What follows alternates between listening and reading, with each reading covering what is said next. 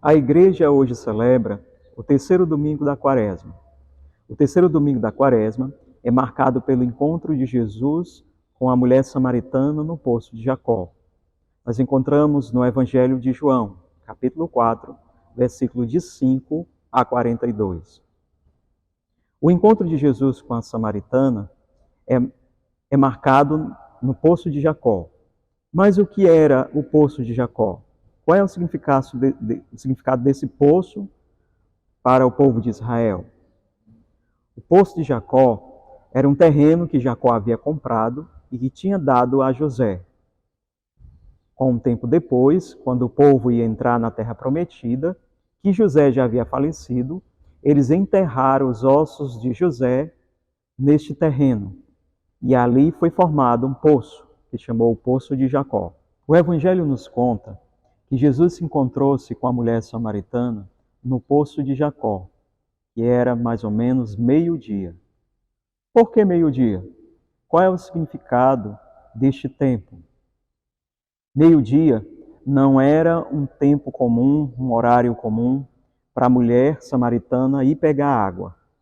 Mas por que ela decidiu pegar água neste horário, meio-dia? Geralmente era a cultura do povo judaico, ou do povo samaritano, pegar água de manhãzinha logo cedo ou já no entardecer. Se ela vai buscar água ao meio-dia, significa que ela não queria ser vista. Aquela mulher era marcada pela sua fragilidade, mas marcada também pela sua história, que talvez ela não era bem vista na sua própria sociedade. Então, buscar água ao meio-dia, ela não queria ser vista.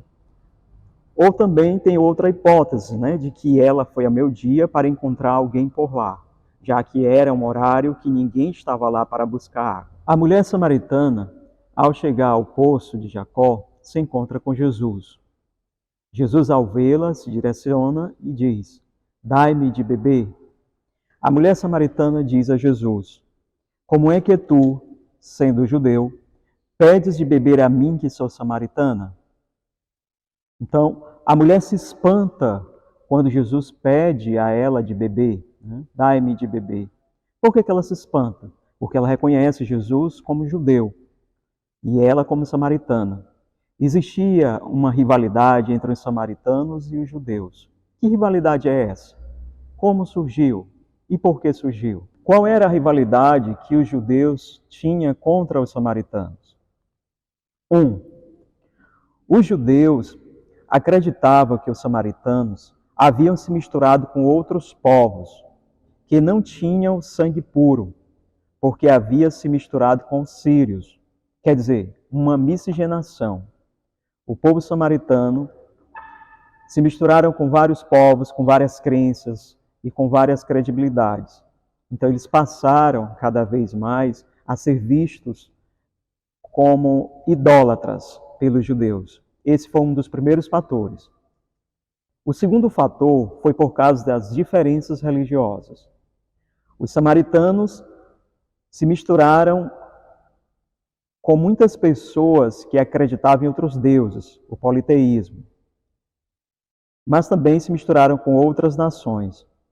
Os samaritanos construíram seu templo no Monte Gerizim, com seus próprios sacerdotes, e consideraram a adoração em Jerusalém inapropriada. Que o verdadeiro local de adoração ao Senhor era no Monte Gerizim, e não no Monte Sião. E o terceiro fator é um fator histórico. Quando os judeus voltaram do exílio da Babilônia, eles receberam permissão para reconstruir o templo e os muros da cidade de Jerusalém. Os samaritanos se apresentaram para ajudar os judeus nessa reconstrução do templo e dos muros da cidade de Jerusalém. Mas a ajuda deles foram rejeitadas pelos judeus, que começaram a fazer oposição contra os judeus, atrasando as suas obras. Um dos governadores judaicos foi responsável por destruir o templo dos samaritanos no Monte Gerizim. Alguns samaritanos entraram no templo de Jerusalém um tempo depois e espalharam ossos humanos para profanar o templo. Então esta foi a contenda entre os samaritanos e os judeus. Eles tiveram a contenda a partir da crença, a partir da religião, mas também tiveram contendas a partir do contexto histórico. Então é por isso, né, que a mulher, quando encontra Jesus, ela se espanta quando ele diz, dai-me de beber. Encontramos aí um impasse entre Jesus e a mulher. Primeiramente, os dois se encontram no poço, ao meio-dia, um horário que não era comum para as mulheres samaritanas. Segundo, Jesus está só com a mulher samaritana. Jamais um judeu poderia se encontrar a sós com uma mulher. Segundo, aquela mulher possivelmente tenha sido desprezada pela sua própria sociedade, por isso que ela estava ali. O poço representava o povo de Israel, já que se chama Poço de Jacó. Os samaritanos reconhecem Jacó como o pai Jacó. Logo, nós percebemos que na cultura judaica, os homens jamais poderiam ficar sozinhos com as mulheres, principalmente uma mulher que era desprezada pela sociedade. Era o caso daquela mulher samaritana. Se olharmos para o Antigo Testamento, vamos perceber que a água tem uma simbologia muito grande nas Sagradas Escrituras. A água, ela é vida. A água também significa pureza. E aqui no episódio de hoje, no Evangelho de hoje, nós encontramos Jesus conversando com a mulher samaritana, onde ele pede de beber e a mulher diz que Jesus não tem um balde, porque aquela água saciava a sede do povo samaritano, mas também dos animais. A mulher estava falando simplesmente da água comum, mas Jesus fala da água que traz a vida eterna. Quer dizer, a água também representava a Torá, que purifica, mata a sede e favorece a vida. Mas Jesus fala para a mulher da água da vida eterna. Quer dizer, é uma água que está além do significado que a mulher compreendia da água que matava a sede para as pessoas. Jesus fala da água da vida eterna, da água que contém o Espírito Santo, da água que purifica, mas da água que também limpa. Quando Jesus fala para a mulher da água da vida eterna, a mulher diz a Jesus, Senhor, dai-me desta água, para que eu não tenha mais sede, nem precise vir aqui para tirar. Jesus diz então à samaritana, vá chamar o seu marido e volte aqui. A mulher respondeu, eu não tenho marido. Disse Jesus, você tem razão ao dizer que não tem marido. De fato, você teve 5 maridos, e o homem que você tem agora não é seu marido. Nisso você falou a verdade. A mulher então disse a Jesus, Senhor, vejo que és profeta. Neste momento, quando Jesus disse para a mulher que ela não tem marido e que antes ela tinha 5 maridos, qual é o significado desses 5 maridos que Jesus se refere à mulher? E dizer para ela que nesse exato momento ela não tem marido. O que representa esses 5 maridos que Jesus citou para a mulher samaritana? Os 5 maridos da samaritana representam os deuses importados por 5 povoados pagãos trazidos pelo rei da Assíria. Babilônia, eles adoravam Sucote-Benote, o deus Sucote-Benote. Cuta, eles adoravam o deus Nergal. Ava, eles adoravam o deus Nebaz e Tartaque. Amate, eles adoravam a deusa Acima. Sefarvaim, eles adoravam os deuses Adrameleque e Anameleque. Esses eram os 5 povoados que adentraram e se misturaram com o povo samaritano e que foi trazido pelo rei da Síria. Então eles passaram a adorar esses outros deuses. São 5 povoados e 5 deuses. Quando Jesus diz que ela não tem nem o próprio marido atual, significa que o povo samaritano estava querendo adorar o Deus Yahvé, que era o Deus dos israelitas, né? O Deus do povo hebreu.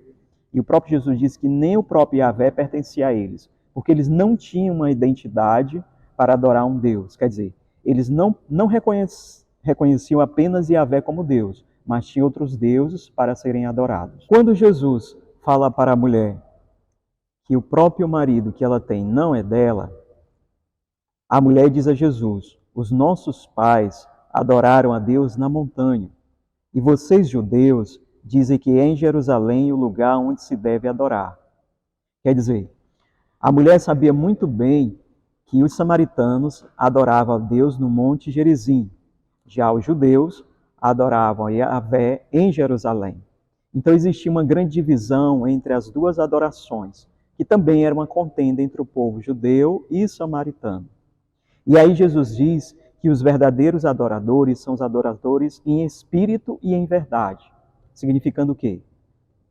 Não é adorar mais no Monte Gerizim, não é adorar mais em Jerusalém, mas é adorar realmente em espírito e em verdade. Quer dizer, na busca incessante de Deus, na busca sincera de Deus, e não nos locais que eram indicados de adoração. Para Jesus, a verdadeira adoração vem de dentro, vem do interior da pessoa, com sinceridade, né? Com plenitude, mas de coração sincero. Quando Jesus diz à mulher que os verdadeiros adoradores de Deus são aqueles que adoram em espírito e verdade, a mulher diz a Jesus: eu sei que vai chegar um Messias, e quando chegar, ele nos vai mostrar todas as coisas. Jesus diz: esse Messias sou eu, que estou falando com você. Quando a mulher samaritana diz a Jesus que está esperando esse Messias era conhecido pelos samaritanos como Tareb, que era o Messias restaurador do povo de Israel. Mas era aquele Messias também que via juntar todo o povo de Israel. E era ele que ia reinar para o povo de Israel, segundo os samaritanos. Só que também eles tinham uma crença muito profunda neste Messias. O Tareb era aquele que estava presente no meio do seu povo e que ia restaurar também os samaritanos, não somente o povo de Israel. Então eles tinham essa esperança muito grande desse Messias chamado Tareb. Importante quando Jesus fala para ela que eu sou esse Messias. Aí a mulher cai em si. Quando Jesus diz para a mulher que ele é o Messias, ela se espanta, porque as esperanças dela no Messias eram muito grandes, assim como o seu povo samaritano. Então o que acontece? Ela sai, deixa Jesus, deixa o balde e vai até a cidade anunciar que conheceu o Messias. E junto com ela traz muitas pessoas, e aquelas pessoas passam a escutar Jesus, e eles mesmos dizem, né, que fizeram essa experiência com Cristo, escutaram Jesus, e que a partir daquele momento eles acreditaram em Jesus não por causa da mulher, mas por causa do testemunho que eles viram e ouviram. Então, a partir deste momento, a mulher tem um papel importante. Ela é anunciadora também da palavra de Deus, é anunciadora do próprio Jesus, que fala para ela que é o Messias. Ela é anunciadora também do Messias. A mulher ela passa a ter esse papel importante porque também ela leva a salvação para os outros samaritanos. E os outros samaritanos se convertem às palavras de Jesus e passam também a escutá-lo, a ouvi-lo e também a segui-lo. Como é importante o papel da mulher na evangelização. Você, mulher, que neste momento está nos acompanhando, nós chamamos você também para anunciar, divulgar a palavra de Deus. Não só a mulher, mas todos nós que queremos seguir Jesus Cristo. Então essa passagem bíblica, ela nos marca porque existe uma grande fé diante de tudo isso, né? A fé que você tem, a minha fé, faz parte de uma comunidade cristã que nós podemos anunciar esse Jesus. Então o significado de Jesus que se encontra com a samaritana é tocar e reconhecer. Nós reconhecemos Jesus como Messias na nossa vida. Nós queremos nos colocar à disposição para anunciar esta palavra. Nós queremos fazer essa experiência no tempo da Quaresma com Jesus. Então é nesse tempo quaresmal que nós somos convidados a entrar, a poder cada vez mais estar juntos na oração, na penitência, na caridade, e nós podermos somar para que nós possamos também ser evangelizadores e também transformar a nossa sociedade, mas transformar primeiramente o nosso coração, assim como aconteceu com aquela mulher samaritana. Ela foi tocada por Jesus e aí ela saiu a evangelizar. Todos nós somos convidados também a anunciar esta palavra, mas primeiramente precisamos ser tocados, para depois a gente ir ao encontro das outras pessoas. Louvado seja nosso Senhor Jesus Cristo. Que Deus lhe abençoe. Nossa Senhora do Perpétuo Socorro. Amém.